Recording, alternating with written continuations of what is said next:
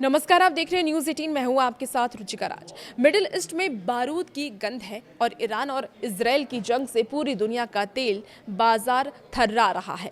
भारत के सामने सबसे बड़ा संकट था हॉर्मुज की खाड़ी का बंद होना, जहां से हमारा 80% तेल आता है। लेकिन तभी एंट्री होती है संकट मोचक यानी कि एस जयशंकर की, जो कि भारत के विदेश मंत्री हैं। एक मुलाकात, एक भरोसा और भारत के लिए रूस ने खोल दिया है अपने खजाने को। क्या अब भारत को महंगे पेट्रोल डीजल से मुक्ति मिलेगी?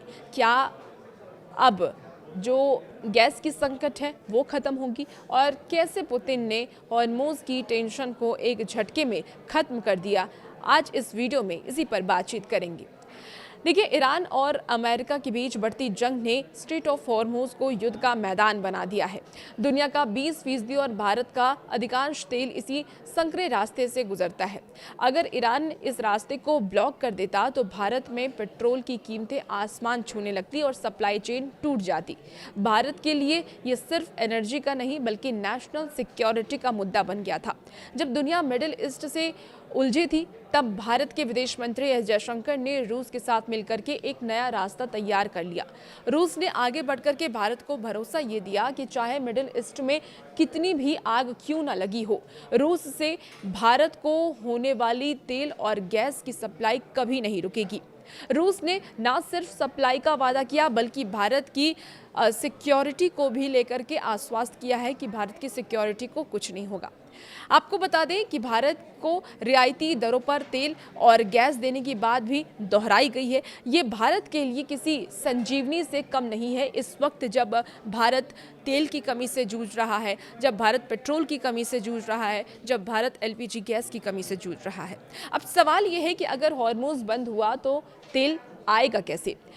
यहीं पर भारत का विजन काम आया है। भारत और रूस अब आर्टिक रूट और इसके साथ ही ईस्टर्न मैरीटाइम कॉरिडोर पर तेजी से काम कर रहा है और इसके अलावा international north south transport corridor यानी कि INSTC के जरिए भारत ने मिडिल ईस्ट पर अपनी निर्भरता अब कम करने का पूरा ब्लूप्रिंट तैयार कर लिया है।